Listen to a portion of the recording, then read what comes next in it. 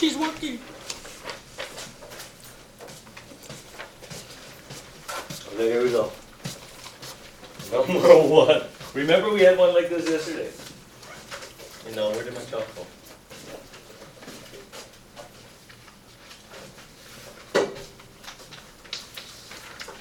Okay, natural log 2, Garens, Barbarians, this is on tomorrow's.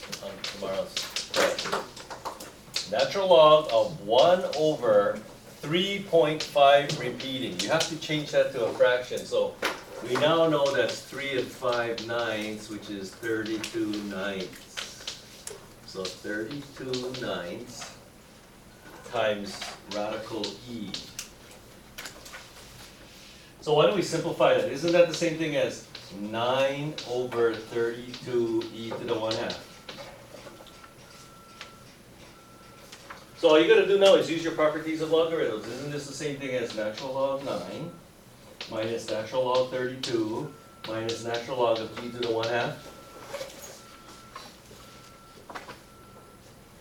And then what? 9 you write as 3 squared.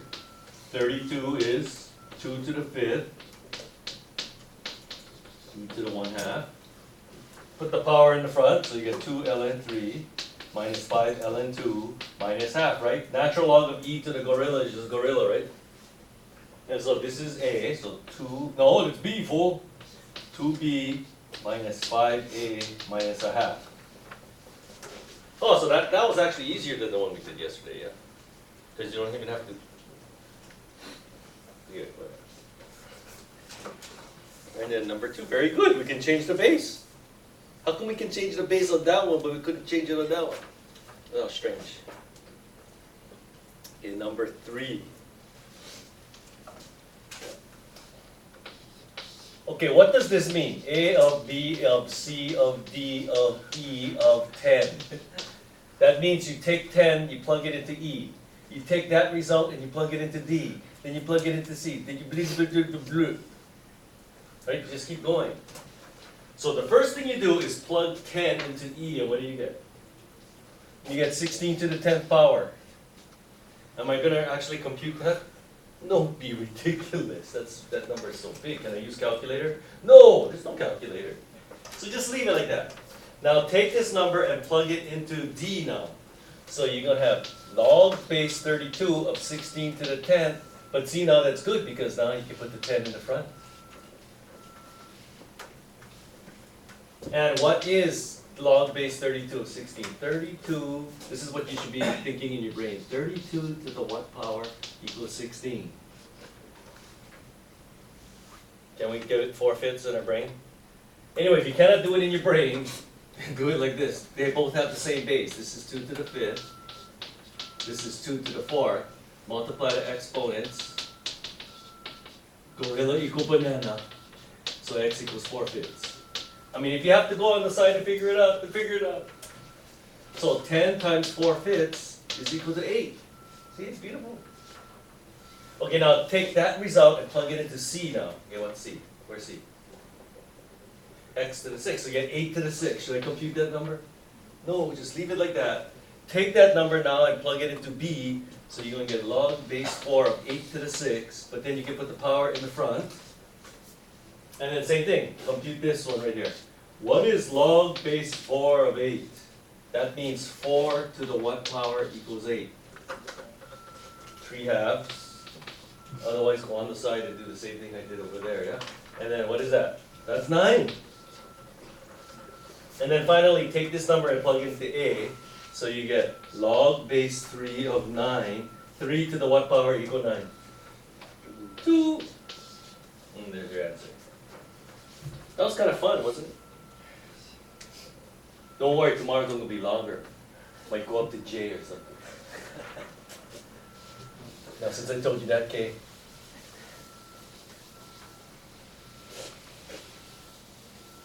Okay, next. 5A. Okay, now tomorrow, solving equations. There's lots of equations you got to solve tomorrow. Right? So 5A. Who knows, tomorrow I might give you hints, like this problem, use substitution. Okay, multiply out Like tomorrow, maybe I'll give you a hint. U equal e to the 3x. Do I really have to do that? I don't have to, but I already Xerox the test already, so got the hint there. So if you let u equal to e to the 3x, isn't this 2u squared plus 2 equal 5u? It's a quadratic. 2u squared minus 5u plus 2 equals 0. It factors, I hope. Some of you, I still notice, you can just dive into the quadratic formula when you can actually factor it. 2u and u, 1 and 2, minus minus. So u equals either 1/2 or 2.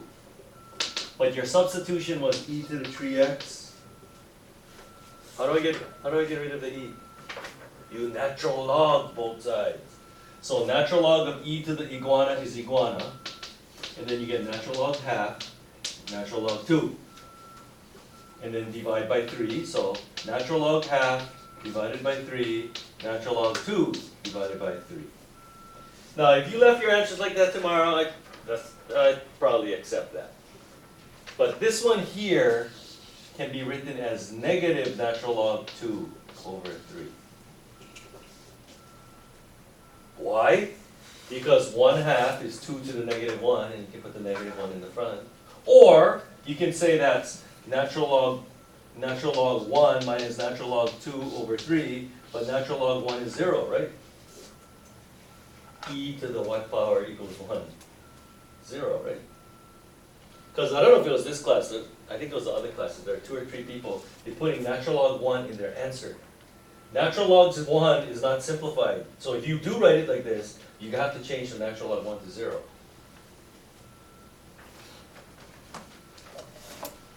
Okay?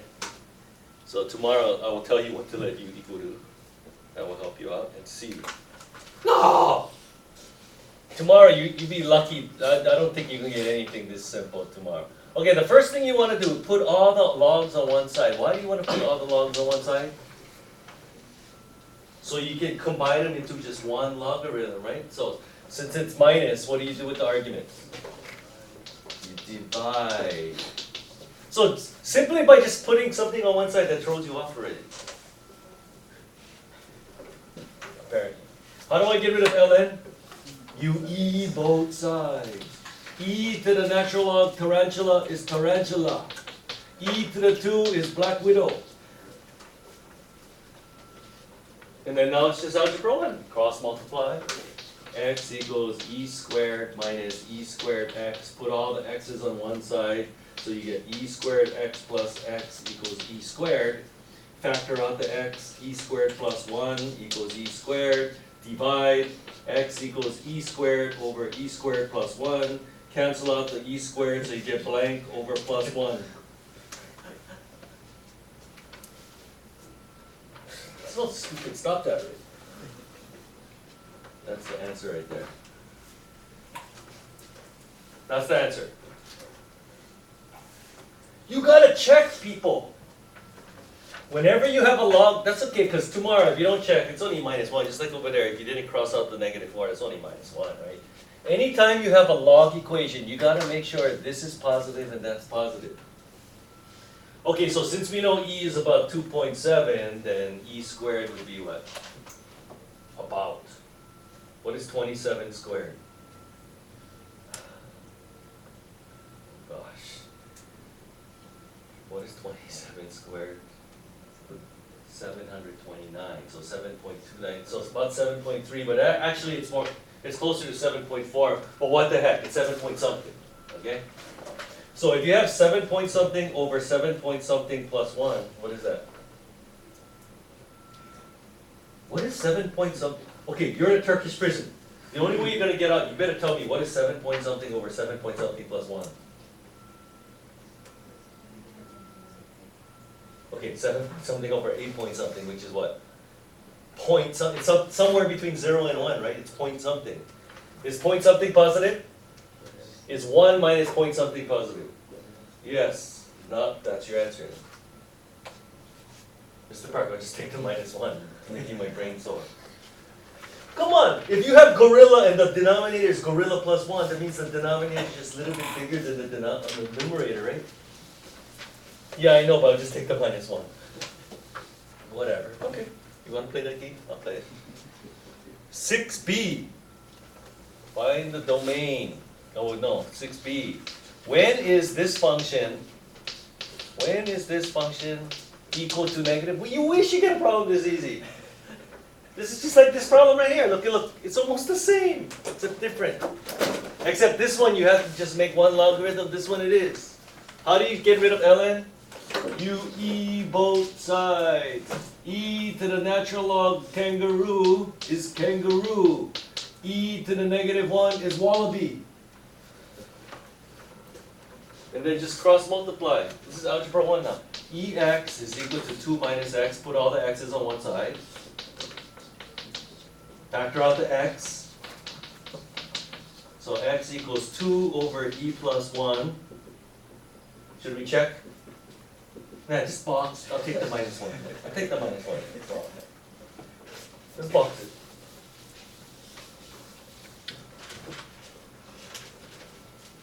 Okay. Hey, we're almost done. We're going to finish early today. Wait a minute. Wait, time out. You guys asked this question, but yet number 8 is not up on the board, which is much harder. People, now is the time to be shameless and write problems on the board to save you time. Anybody want to be shameless?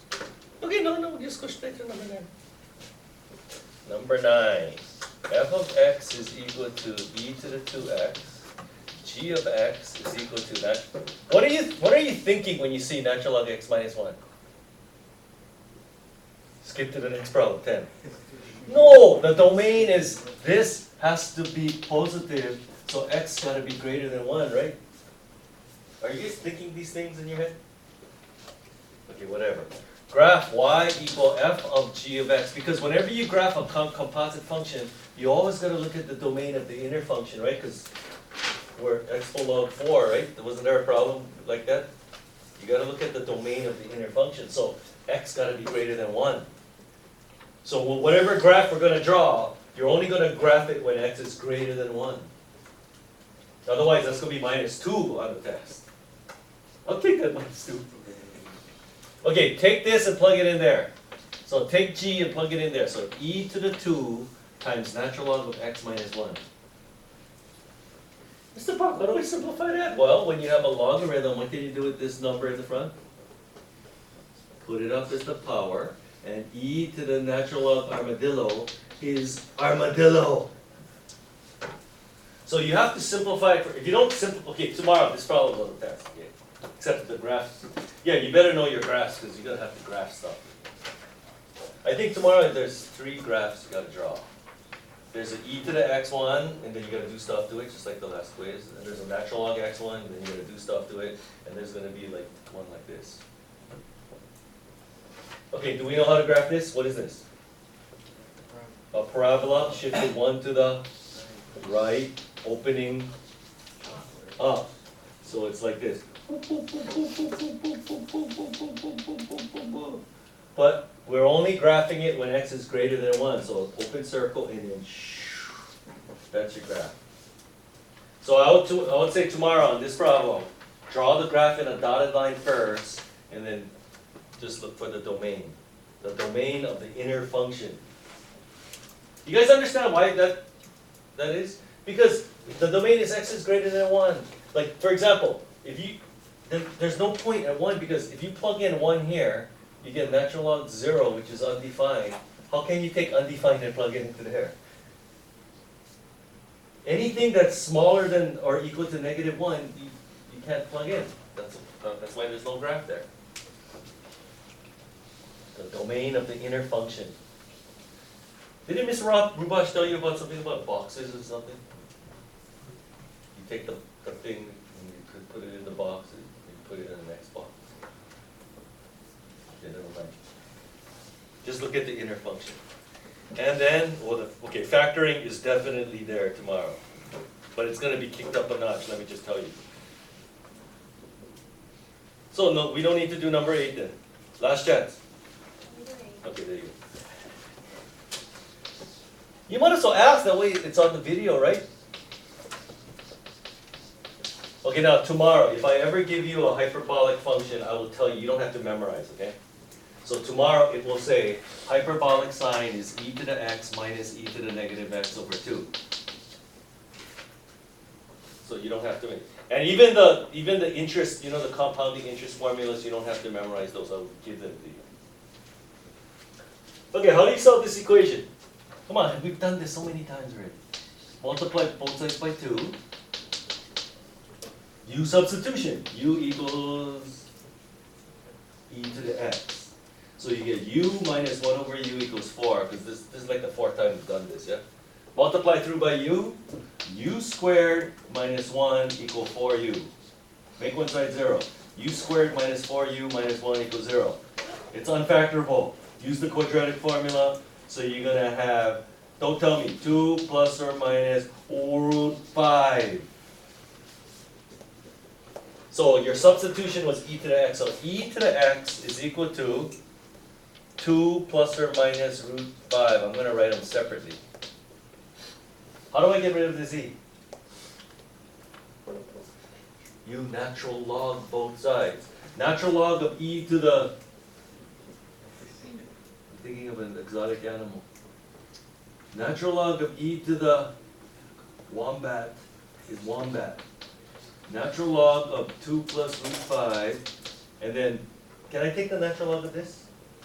No, because it's negative. There's no such thing as natural log of a negative number. So that's your answer.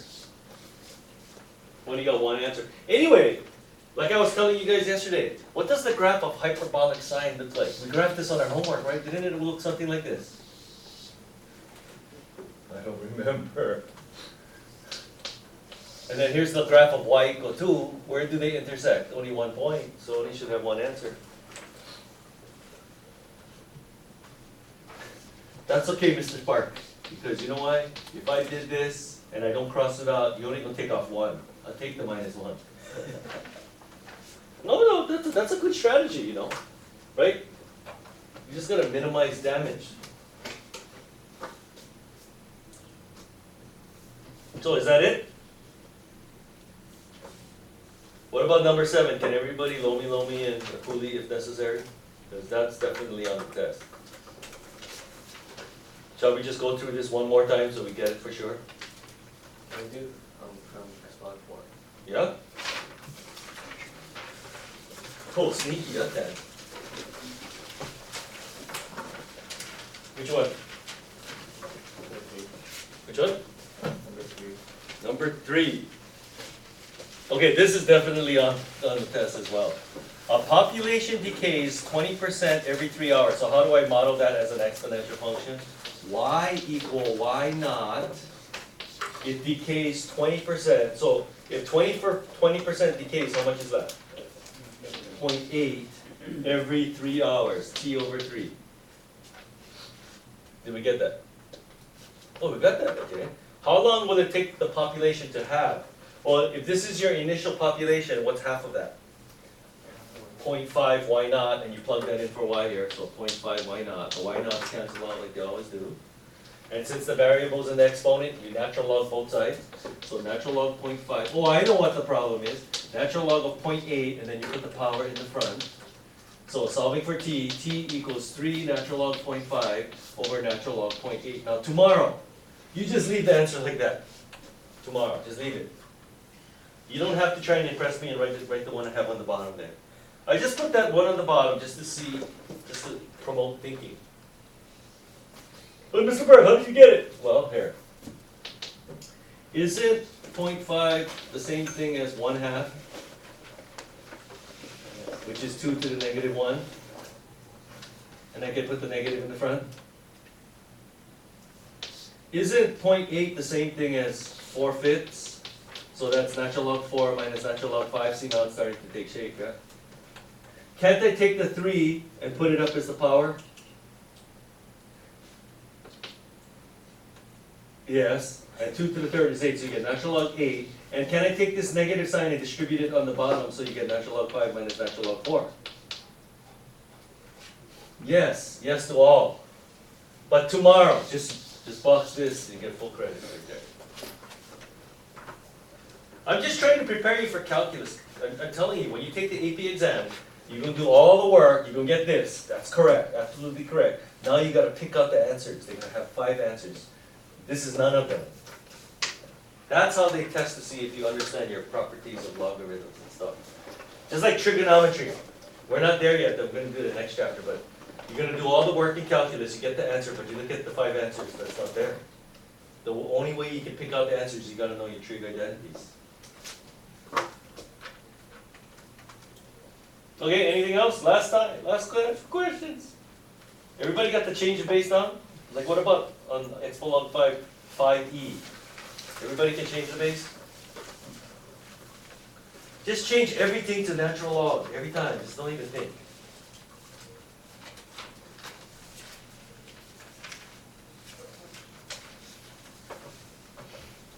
Okay, no questions, then we're done. We are declared ready for tomorrow's test. Okay, so you guys have 14 minutes remaining.